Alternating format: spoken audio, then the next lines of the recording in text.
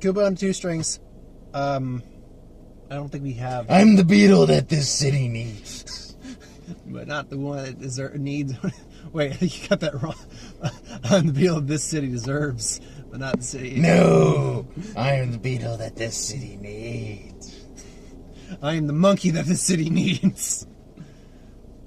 And together they made a one-eyed child. Yeah, those are... It's called a penis. He's a bug. They don't technically have the same genitalia that we... Come on, Two Strings, everyone! Insect genitalia doing monkeys! This was one of the movies when I heard about it. When I first saw the first 1 minute trailer, I was like, "Oh, this looks pretty good." And I'm a big fan of stop motion animation, so we don't get enough of them, but they serve their place. Last one was Box Trolls. You didn't see that one with me, but those are. I have to say though, decent portion of this movie, I could tell that even with a lot of stop motion animation and everything else like that, they are tending to do a lot more of CGI for backgrounds and everything. Like the very opening starts in the ocean. There's no way the ocean was a stop motion. The ocean was CGI. Yeah. No, the beauty of today's day and age that stop motion serves its place, and they use a lot of stop motion. Like they did with Box Troll. They showed one of the scenes they did in the movie. You see, it's actually one of these clips you see with the trailers where they're getting the sword Unbreakable from the giant bone monster. Apparently, that thing was freaking huge. Yeah. Yeah, it was bigger than most of the guys that were working on it. But it's the story of Kubo, who is the son of, I'm assuming they're gods of some kind, but the son of a goddess and a samurai. And well, I would say deity. Technically, deity would be better. Goddess. Yeah, a deity of some kind. And she fell in love with a human. Her father, who's referred to as the Moon King grandfather, whatever, didn't like that. Stole one of Kubo's eyes so he could join them. He was trying to make Kubo blind, so he couldn't see the world. And so I'm like, that still didn't make much sense, guy. But whatever. Yeah, you're playing. What was your plan again, sir? Oh, it was to do this. That's a really dumb plan. So his other two daughters, Kubo's aunts, are trying to get him so he can join them and stuff like that. And it's about finding this unbreakable suit of armor and finding himself and family. A whole lot of good elements that go into the story. Don't forget the unbreakable sword of unbreakability. So is it just the handle that's unbreakable? Is it the gun? No, sword's a fake, idiots. He meets a group of characters and find out things about him, story, more or less. And that is the point of the movie, is that each person has their own story, and they can continue on or end. All depends on how you choose to represent it. I personally have to say, though, there is one line in the movie that they use, I think, 2 or 3 times. Oh. When the mother's basically talking to Kubo about his father and stuff like that. And she's like, oh, your father, when he saw me when I was trying to stop him from getting these items, he looked at me and he was like, oh, you are my quest. And just pants putty, man. Putty in the pants right there. Freaking just I swoon. Yeah, no. No, it just reminded me of this weird little comic I came across where it's Super Mario and he reaches the end of the dungeon and Toad is like, we're sorry, Mario, but your princess is in another castle. And then Mario just grabs a hold of him and goes, but you are my princess. Okay. I remember the other one where it was Toad goes on adventures like, where's the treasure? You can't, sorry, Mark, you can't disappear. Wait a minute. There you go. Oh, yes. But I remember the other one where it's Toad's looking, okay, where's the treasure? Mario's just there, it's in another castle. How do you like it, bitch? But no, I mean, me and Mark were both agreed that we liked the film. There's a lot of good stuff in the movie. The animation is probably the best thing in the movie entirely. The animation is some of the most gorgeous I have seen this year. And me and him both agree. This is a movie you probably should see in 3D. Granted, one of the movies you see before, but we'll wait till we get to trailers. But yeah, we both agree this is a movie that really does lend itself for 3D. I could see totally, wanting to watch it in 3D if I had the extra money. Yeah, if we had the extra cash. The only thing that bothers me about seeing a lot of movies these days in 3D it's more expensive. Is if you go see it on a Tuesday, because I don't know if they do this around the country now or what. Yeah, at least where we are. Where we are, the movie theaters will have a day where they reduce the prices. Or $5.25? I think it's $6.25, right? No, it's $5. Oh, it is $5. Yeah, it's like $5.50. Tuesdays is matinee day, $5.25. Depending on the theater, they do different days. Yeah, where they reduce the price. Yeah, the Cinemark and where we are does the $5.25 Tuesdays. Sorry. What? But some of the other theaters will, do other prices and stuff like that, and other days like Wednesdays. But they don't apply that to any 3D or XD movies, which is generally the reason why I don't go see those. I thought they did it for at least a 3D. No. Oh. All right. They also don't do it for brand new movies. No, yeah, that one. If any movie that gets released on that day, which does still happen now and then, it doesn't get it either. Especially in the winter. Yeah, that it's weird. No, I mean, the animation's gorgeous. The characters are actually fairly likable. Kubo's a kid. He's a typical kid, but he's got a destiny, and yet he still acts like a kid. Like he's fucking with Monkey a couple times. But kind of rightfully so. He's a kid. He doesn't... I like it. No. I enjoyed it very much, especially when it's like, now I know what you're going to do. You're going to complain about the smell. And you see that they got to hide in a whale carcass. Just know my sense of smell is 10 times stronger than yours. And they have to eat rotten whale soup. Well, ugh. I want to stop right there and ask a question. Yeah. Because it was my belief, as they were on this quest, that they were in some other magical realm. Not necessarily, in the same world as the town at the beginning. As far as I could tell, they were. Okay, so they traveled somewhere where it was really fucking cold. Yeah, like Arctica. Just out of like Arctic, whatever. Sorry. Just out of fucking nowhere and shit. And I'm wondering, why is there a dead whale? Question not these things. Also, it should be noted that they very quickly went from we're in the Arctic, it's really cold. Hey, jungle! Woohoo! This is my island in the sea. Oi! Yeah, we did. I won't get to that spoiler just yet about the monkey, but we then meet Beetle, who's played by Matthew McConaughey. We'll have to. Can I get to that spoiler? In just a second. But I actually liked him quite a bit because he's just this forgetful lug. I'm sorry. I like Beetle. But, well, first of all... Until I found out who's voiced by Matthew McConaughey. I'll get into that in a second. But first of all, Beetle makes a very good point of, why are we calling me Beetle and you Monkey? By that, Definition. Shouldn't we just be calling him Boy? But I like Beetle. But then by the end of the movie, when I realized, actually you pointed out to me, that it was Matthew McConaughey, I was sitting there, and I just could not stop picturing him just saying some shit like, that's why I like high school girls. And just crap like that. Just, alright. Yeah, and basically... You all look like a bunch of lawbreakers. I just want to say, because my beard, it looks like my head is just floating in the darkness. I want to have some text right here so your head can bounce with the words.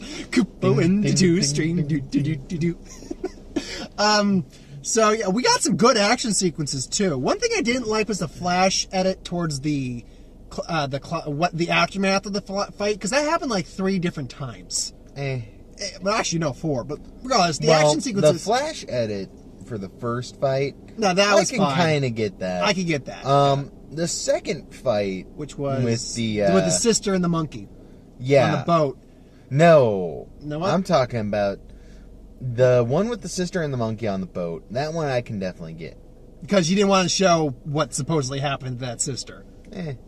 From what they made it out, she got her face cut in half. The fight near the end of the movie with the last sister, I definitely get the Flash there. Yeah. Because Kubo did some fucking magical shit. Magic. I leveled up! Boom. And pretty much had everyone go, ah! The one that, the final fight, though. The final fight? The climax at the end. Fighting. The one where he fights his dragon mollusk crustacean bug grandfather. His grandfather who's a moon god thing, turned into that. Oh, by the way, Kubo's mother is the monkey. But you were saying? Yeah, Kubo's mother is the monkey. I was going to get to it. I know, but you couldn't hold it in anymore. Impatient. Yeah, I couldn't deal with basically, Kubo's mother sacrifices herself to protect him against her sisters, then brings a monkey charm to life, and it's voiced by Charlize Theron. Well, if we had actually paid attention really hard, we might have noticed she also voiced his mother. It then gets revealed that the monkey's actually, in fact, his mother. And then it gets revealed that Matthew McConaughey Beetle, is actually his cursed father, who was led to be a beetle. So, this flirtation that they started having throughout the film, you notice it. I'm like, because when they revealed that Charlize Theron's monkey was his mother, I'm like, it just minorly clicked in my head. It's like, is he his dad? Because they are flirting. But whatever. See, the monkey, for me, I wasn't really connecting that, oh, that's the mother. No, I thought we fucking Disney'd the shit out of the mother here. I thought she was fucking dead. No, more Mufasa did. I was kind of expecting, though, when Beetle shows up and is like, oh, look, I'm in the same clan as you. Oh, my son. I was totally expecting right then and there that it was going to be, oh, that's his dad. Okay. And it turned out to be his dad. And Bug has amnesia? See, the reason I didn't automatically... the reason I didn't automatically go towards that is because of the little magic origami Hanzo he had there. Hanzo's his dad's name. That he had there constantly. And he made mention when he first appeared that maybe it's his dad helping him along his journey. So that's why I didn't immediately click that might be his dad.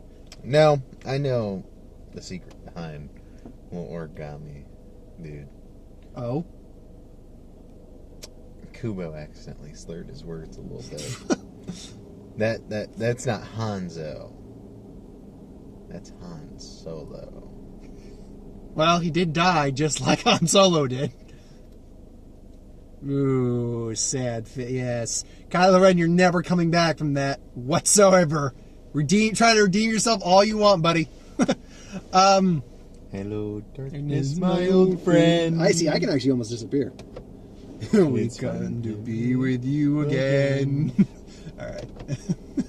Oh. I need to be in the light. Anyway, and Ray Fiennes played his grandfather. The whole thing with his grandfather, I did like that. Ray Fiennes, everybody. I did like that little line. It's like, you're gonna take my eye? But no. Well, yes, but you know the reason I'm gonna. Just like it was, yeah, I'm going to take your eye, but, it's fine. Okay, fine. There's a reason. The one issue me and Mark kind of really had with the movie, mostly, is the end. It's kind of a weird cop-out, not even a Deus Ex Machina kind of moment, just a weird... What happens is, Kubo just gets his mother's hair. Strand of his mom's hair. And then his dad's rope from his bow. Reforms his... What kind of instrument is that? It's not a banjo. Sitar. I think it was sitar. And he basically just explains stories and stuff like that and memories, and then... But don't forget, he also took hair from his own head. Oh, yeah. So therein lies the majesty. It's the three of them. Exactly. And then, his grandfather just charges, and then we get the blinding flash edit. That one I had an issue with, just because I don't like that ending to this fight, honestly. Where his grandfather, this moon god ultimate guy, is now a human with amnesia. I can't remember. I'm sorry, I can't remember. Sorry. You're the kindest man in the village. You're the kind of guy you give who money to gives all the everyone money. You give king to the king. Give me your money, you old bastard. Your grandson. So I'm like, this is kind of stupid. You give out handies behind the bakery. Oh, your bunghole has suffered so much, it'll suffer again. Well, my bunghole feels quite tight and taut, but okay, if you insist. We went to a really fucking dark place there. You suck dick for drugs! I think went a little too far. I do drugs. I swear to God, I hope there's some young youths watching this and be like, Mommy, what are they talking about? Sweet Jesus. I hope not. I hope someone will have mentioned, hey, kids watch this, so that way we could clean it up a little bit. Yeah, you know, Grim, our friend John, his last name's Grim, call him Grim, once asked me, can I show my daughter your review for Minions? I think I swore a bit in that review, so no. Sorry. But the end. I didn't even realize there was a dude lounging in that car next to us. Yeah, there is. Anyway. But the end, where basically Kubo prays to his mother and father. This is the part I had a problem with. Yeah. I didn't have a problem with the grandfather. I had an issue with the grandfather. I had less issue, though I can understand your problem with it, with this ending. He basically, I need your help to make this story happy, basically. I want you here. And then he goes, it's like any sort of celebrating the dead ceremony. Put a lantern on the river, let it float down with the light. See, here's my issue right here. Well, is when he says that, it should have gone one of two ways. They stay dead. They completely stay dead. Or they sound like about to back life. Like he still goes through the ceremony, and the candles kind of, like he lights the candles, he puts them on the river, and then we see the heron. We see the golden herons, the little things start turning into golden herons and flying off. And ends that way with Kubo watching the herons fly away and smiling. Or they come back to fucking life. Instead, we get the spirits of his mother and father standing right beside him as he puts their lanterns in the water. And he can see them. I don't have as big a problem with that. I think it could have been done better. I think the way you could have done that was have it float down the river, he's staring longingly, and then right near the end of the scene, you see a brief image of their faces right over the lanterns, just giving him a nice smile, and then turn into the herons. That could have worked. Yeah, I agree with you that it's maybe not the best ending. I would have preferred one or the other, two ways you said. Yeah. But I think it's not the worst way you could have done it. Other movies have just done it better. But then at least end with a good... I definitely was worried throughout the entire movie that what was going to turn into is and I know it's in other shit, but I always get reminded of Pokemon. He cried so hard. No, Pikachu! Electric's not effective against rock! Back. You Squirtle! Oh, Simba, if you really wanted your father back, you should have cried harder. Cry harder. Well, I guess you don't really want him back. Just cry harder. Your mother will be with you. Your mother can't be with you unless you cry like a bitch, son. And that ends with actually a really good rendition of My Guitar Gently Weeps. Oh, yeah. A really nice rendition of it. I liked it. So we'll give our final ratings after I get up to the trailer. So going in order, I actually wrote them down well enough that I can... I'm also trying to think if I need to throw anything else out there for Kubo. I don't think so. I will say that I don't quite understand what the deal with his mother was in the beginning, where is she dementia of some kind? Tell, yeah, basically dementia and a little bit kind of out there. What probably amnesia, dementia. And as far as I can tell, the big thing is a little Alzheimer's. It might just be that head, because she hit her head in the beginning. Possibly some related to that. But no, because she is this star god. Oh, yeah, maybe because she's living down there for she can only be, active during the night. Yeah, possible. So during the day, she's just, Possible. Yeah. I just found that a little... I'm sure that they didn't explain that or anything like that, but whatever. But at the same time, she also couldn't remember certain stories she was telling her son and stuff like that. So, Yeah. Oh well. Anyway, we got a Monster Calls. Actually, that looks like a decent movie. It's essentially a coming-of-age tale. Kid... I don't think the monster's real. I think it's just a manifestation of his imagination. Yeah. The monster's played by Liam Neeson. The problem I have with it is I like the effects, but we've gotten this fucking story. Well, Where the Wild Things Are was pretty much the same thing. Many times. There have been a bunch of other movies that have done it, though. No, you're not wrong. And I'm just saying it doesn't. TV shows. I'm just saying it doesn't look bad. Actually, when did we get that? I think we might get that near October, so that might be our one kind of Halloween. Yeah, we're not getting any real Halloween movies this year at Halloween. Still gotta look into that. I'm sure there's something on Fangoria. As far as you can try. But anyway, Sing, the second worst animated trailer we got. Oh yes, at least the animation looks good. Oh, the animation looks good. I'm sure the soundtrack honestly, will be fine. At first, I thought it was going to be a sequel to Zootopia. I could see that. But it is essentially American Idol with animals. or America's Got Talent or The X Factor. The movie. With animals. And they're getting songs like the Rabbits. Oh my God. Look at it her is all butt. fucking stupid modern Humpty. shit. And the name's with Dumpty. Oh, like, God. there's a few... Now, like, okay, that's something Again, a little bit older. I don't think the soundtrack's going to be bad.